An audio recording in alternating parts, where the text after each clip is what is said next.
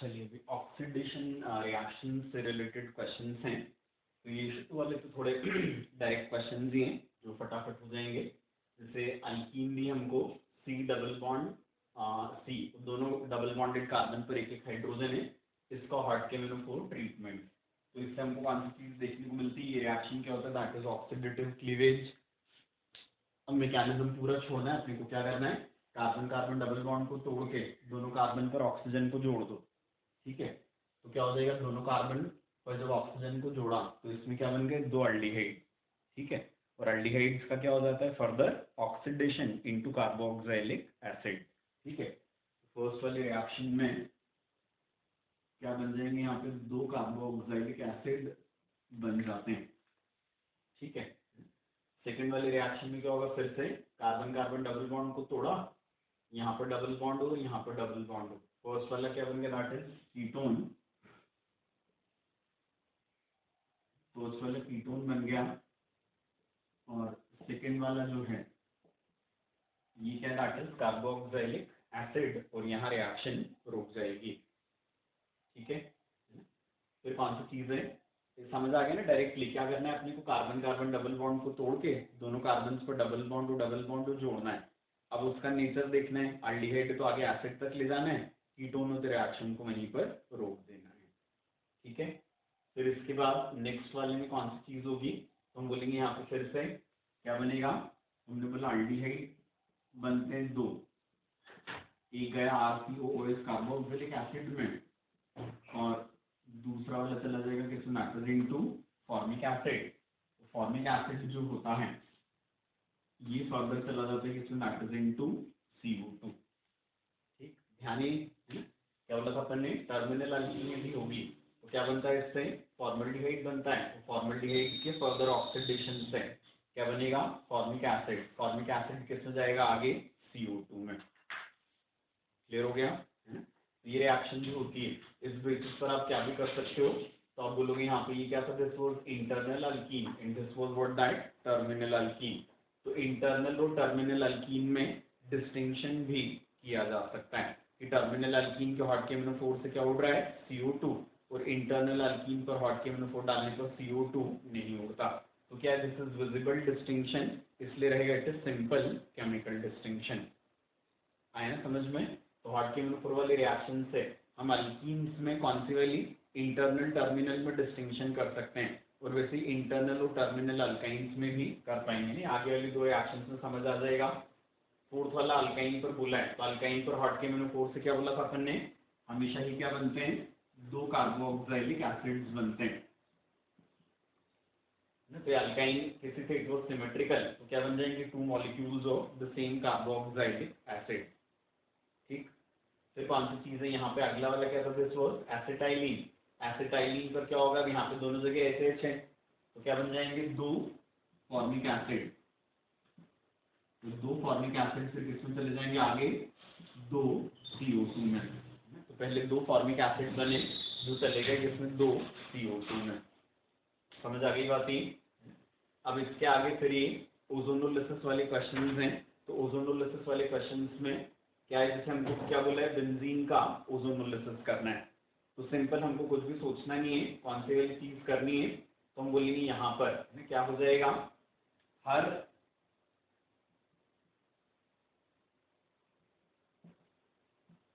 Carbon carbon double bond को हम तोड़ देंगे, और दोनों डबल बॉन्डेड कार्बन पर क्या जोड़ने के लिए बोला था, that is C double bond O करना है उसको, है ना। तो ये कार्बन कार्बन बॉन्ड टूटा, यहाँ आया C डबल बॉन्ड O, इधर भी आ गया C डबल बॉन्ड O। ये सिंगल बॉन्ड था या ये सिंगल बॉन्ड था, तो ये नहीं टूटा। इधर भी ऐसे ही किया, तो यहाँ C double bond O and यहाँ C डबल बॉन्ड O, ऐसे यहाँ पर भी, तो इधर भी C डबल बॉन्ड O, यहाँ पर भी C डबल बॉन्ड O। तो क्या मिल जाता है यहाँ पर, 3 मोल्स ऑफ ग्लाइऑक्सिल। ठीक है, इधर हमको क्या मिल जाएंगे, 3 मोल्स ऑफ ग्लाइऑक्सिल मिल जाते हैं, है ना। CHO क्या कहलाता है, ये ग्लाइऑक्सिल कहलाता है। ठीक है, तो बेंजीन के ओजोनोलिसिस पर क्या मिला हमको, 3 मोल्स ऑफ ग्लाइऑक्सिल। ठीक, अब कौन सी चीज है, ऑर्थोजाइलिन। ये थोड़ा अच्छा क्वेश्चन है। ऑर्थोजाइलिन में क्या होता है, हम बोलेंगे दैट इज 1,2-डाइमिथाइल बेंजीन इज ऑर्थोजाइलिन। अब ऑर्थोजाइलिन के लिए ये वाला स्ट्रक्चर भी हो सकता है,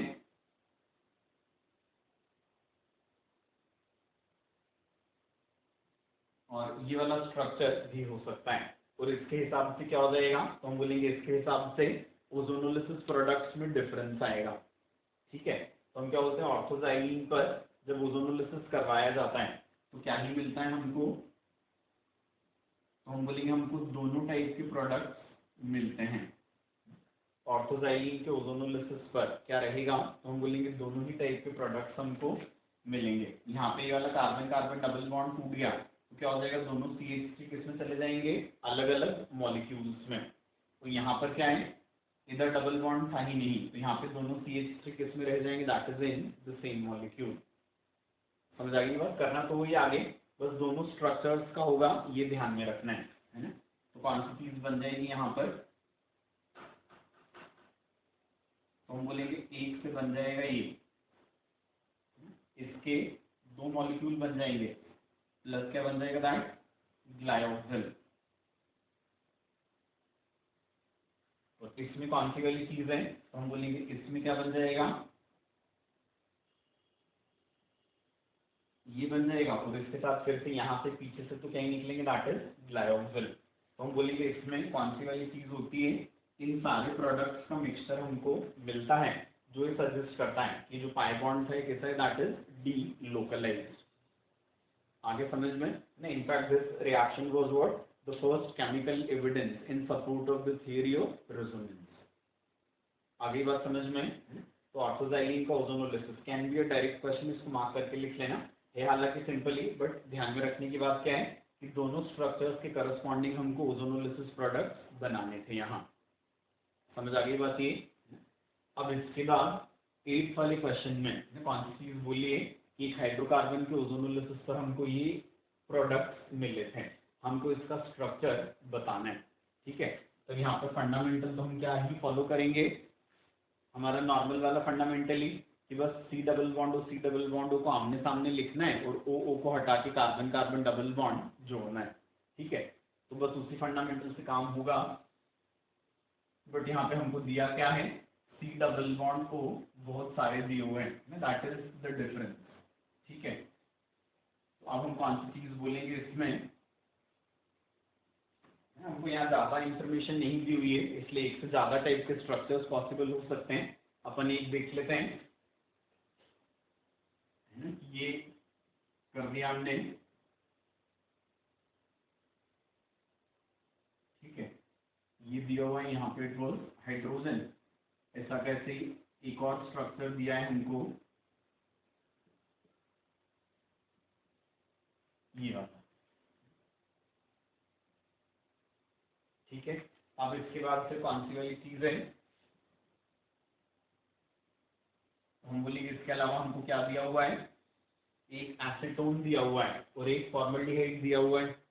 ठीक है, तो हम कौन सी चीज बोल सकते हैं कि एसीटोन को आप इधर भी लिख सकते हो, इधर भी, और वैसा एसीटोन यहाँ आएगा तो फॉर्मल्डिहाइड यहाँ आ जाएगा, फॉर्मल्डिहाइड यहाँ आएगा तो एसीटोन यहाँ आ जाएगा। ठीक है, तो एक से ज्यादा आंसर्स पॉसिबल है, बस अभी तो एडिशनल इन्फॉर्मेशन होगी तो फिर हम स्पेसिफिक आंसर पर भी जा सकते हैं। ठीक है, बट अभी तो हम क्या कर रहे हैं, यहाँ पे बस एक आंसर निकालने का तरीका सीख रहे हैं, इसमें वैरायटी और हो सकती है। तो क्या हो जाएगा, ये हटा यहाँ से, इधर से ये हटा,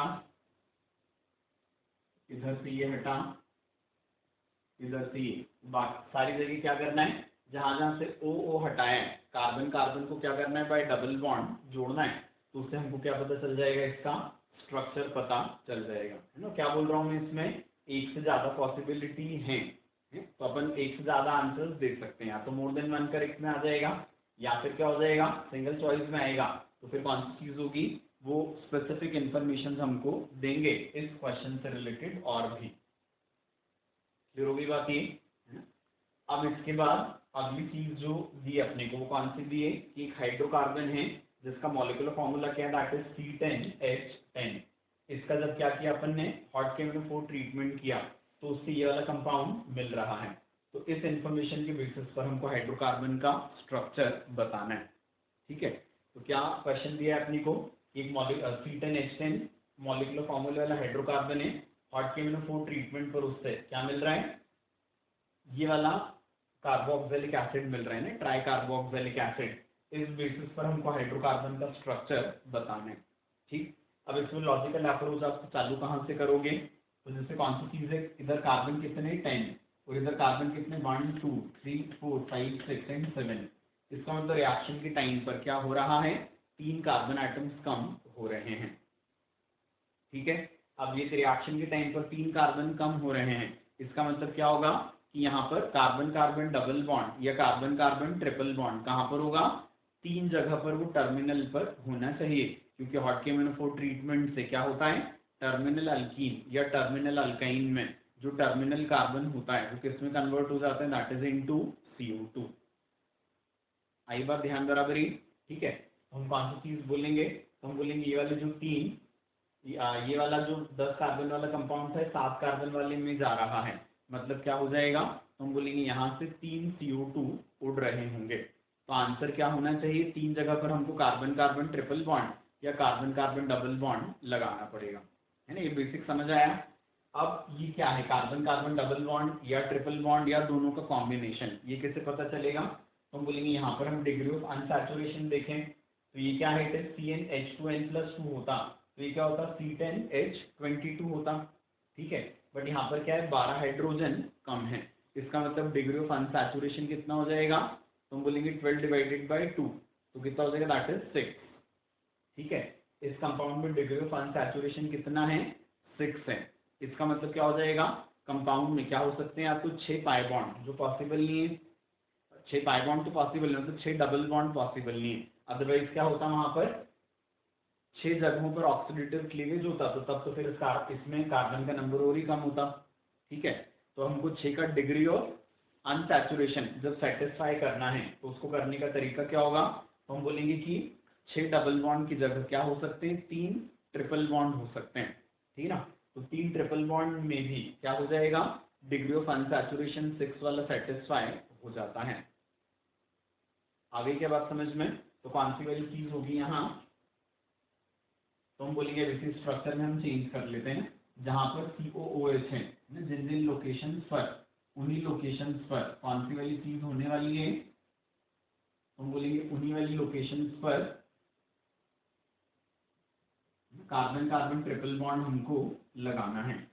तो कार्बन एटम्स कितने होंगे, that is 1 2 3 4 5 6 and this is 7, कौन सी चीज हो जाएगी यहाँ, इसको C ट्रिपल बॉन्ड CH कर दिया, इसको C ट्रिपल बॉन्ड CH कर दिया और इसको C ट्रिपल बॉन्ड CH कर दिया। ठीक है ना, तो कितने हो गए यहाँ पे 10 कार्बन हो गए। अब आप देख लो इसका जवाब क्या करवाते हैं, हॉटके-मैनिफोर्ड ट्रीटमेंट आपको क्या ही मिलने वाला था, that was that try carboxylic acid जो हमने बनाया हुआ था। समझ आ गई बात ही, तो इस क्वेश्चन को इस तरीके से अप्रोच करना पड़ेगा। आगे बात समझ में अच्छे से ही। फिर इसके बाद अगली चीज जो है नेक्स्ट वाला, ये क्लियर हो गया ना अच्छे से। अब 10th वाला जो क्वेश्चन है क्या दिया अपनी को, it is R1 R2 C double bond C R3 R4। ठीक है, ऐसी हमको क्या दे दी, दैट इज एन अल्कीन। बोला इसका ओजोन से ट्रीटमेंट किया, तो ओजोन से ट्रीटमेंट करवाने पर कितने अलग अलग ओजोनॉइड्स मिलेंगे। ठीक है ना, इंटीजर टाइप का क्वेश्चन है, R1 R2 C double bond C R3 R4, this is subjected toward that ozone treatment. ठीक है ना, और यहाँ ओजोन ट्रीटमेंट करवाने पर कितने अलग अलग ओजोनॉइड्स मिलेंगे ये हमसे पूछा जा रहा है। आया क्या समझ में, है ना, हम कौन सी चीज बोलते हैं कि इससे ओजोन ट्रीटमेंट पर पहले क्या बनता है, मोलोजोनॉइड। ध्यान ही, पहले क्या बनेगा इसमें, मोलोजोनॉइड बनता है। ये जो मोलोजोनॉइड होता है, इस मोलोजोनॉइड में, ये जो मोलोजोनॉइड था इसमें क्या होता है फिर, तो हम बोलते हैं इसमें क्लीवेज होता है।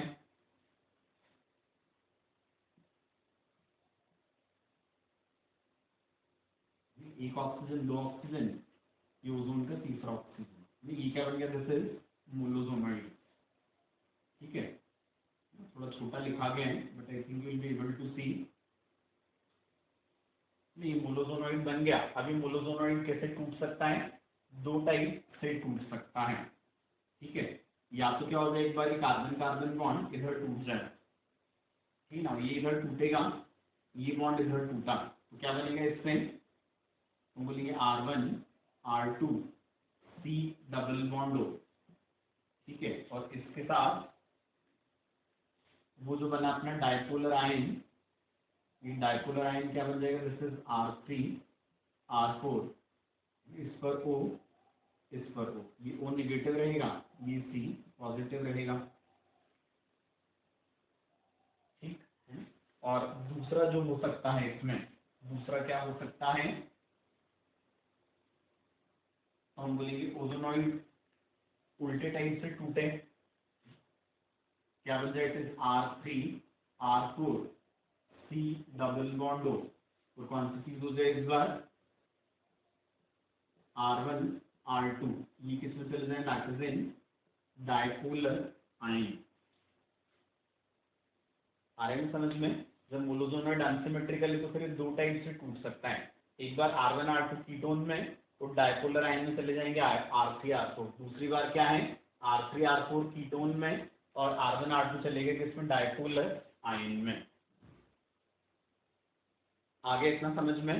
अब कौन सी वाली चीज होती है, इन दोनों का कॉम्बिनेशन या इन दोनों का कॉम्बिनेशन, उससे तो क्या ही मिलना था हमको, इन दोनों की कॉम्बिनेशन है, इन दोनों का कॉम्बिनेशन करवाया, इन दोनों का कॉम्बिनेशन करवाया, बनने वाला जो प्रोडक्ट है that has to be same, समझ आती बात है ना, बनने वाला जो प्रोडक्ट होता है वो क्या हो सकता है, सेम ही रहेगा हमेशा, ठीक है। बट अब कौन सी चीज है, इसका जब आप इससे कॉम्बिनेशन करवाओगे, ठीक है, इन दोनों के कॉम्बिनेशन है ना, लिखते चलते तो आपको दिक्कत नहीं आएगी, इन दोनों का या इन दोनों का कॉम्बिनेशन क्या ही दिलवाएगा, हम बोलेंगे ये वाला ओजोनॉइड ही बनवाता है, ये तो हमेशा हमेशा के लिए फिक्स है, समझ आ गई बात है। बट अब क्या बोलेंगे अपन इस कंटेनर में, तो ये दोनों भी पड़े हुए, ये दोनों भी पड़े हुए, तो कॉम्बिनेशन क्रॉस भी हो सकते हैं, है ना। अब कौन सी चीज है, यदि इसका कॉम्बिनेशन किससे करना है अपन, इससे, मतलब R3 R4 के कीटोन और R3 R4 का ही क्या, डाइपोलर आयन, तो क्या बन जाएगा, R3 R4, इधर भी क्या आ गया, R3 R4, ये हो गया। और वैसे की वैसे कौन सी चीज, इस कीटोन का कॉम्बिनेशन इस वाले डाइपोलर आयन से, तो क्या बन जाएगा, तो हम बोलेंगे R1 R2 का ही कीटोन था, R1 R2 का ही क्या है दिस, डाइपोलर आयन, तो क्या बन जाएगा, ये सर्कल कर दे रहा हूँ मैं, आपको दिक्कत नहीं आए, एक ओजोनॉइड ये बन गया, एक ओजोनॉइड ये बन गया, और एक ओजोनॉइड ये बन गया, समझ आ गई बात ये तीन ओजोनॉइड बने। और अब इनमें भी एक और खासियत कि इसमें R1 R2 R3 R4 ये अलग अलग हैं, साइक्लिक कंपाउंड से हमको क्या देखने को मिलता है, ज्योमेट्रिकल आइसोमेरिज्म, तो क्या हो जाएगा, इसके लिए सिस ट्रांस, इसके लिए सिस ट्रांस और इसके लिए सिस ट्रांस, तो क्या हो जाएगा, दैट विल बी टोटल हमको मिल जाएंगे 6 टाइप के ओजोनॉइड, ठीक है। This is really a very good question for integer type, किस टाइप के अल्कीन का जो हमने ओजोनोलिसिस करवाया तो कितने अलग अलग ओजोनॉइड्स मिलेंगे, तो कितने अलग अलग ओजोनॉइड्स मिले, दैट इज 6, समझ आ गई बात ये।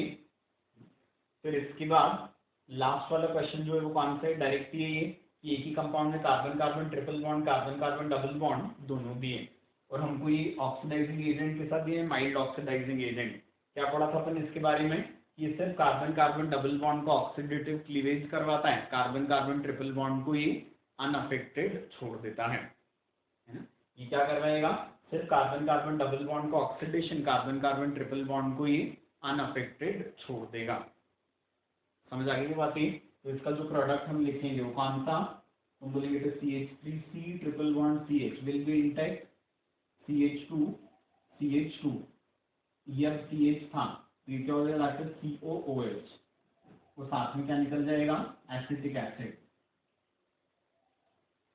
तो CrO3 एसिटिक एसिड, ये सिर्फ क्या करता है, कार्बन कार्बन डबल बॉन्ड को ऑक्सीडेटिव क्लीवेज करेगा, कार्बन कार्बन ट्रिपल बॉन्ड को अनअफेक्टेड छोड़ देता है, तो यहाँ पे दो प्रोडक्ट्स मिले जिसमें C ट्रिपल बॉन्ड C क्या है, इंटेक्ट रहेगा, समझ आ गई बात ये है? So these are all different questions based upon what hot KMnO4 वाला treatment and it is that ozonolysis reaction है ना, ऑक्सीडेटिव क्लीवेज से रिलेटेड क्वेश्चंस थे सारे ये, समझ आ गई बात ये है ना। अब और क्वेश्चंस देखेंगे अपन ऑक्सीडेशन से रिलेटेड।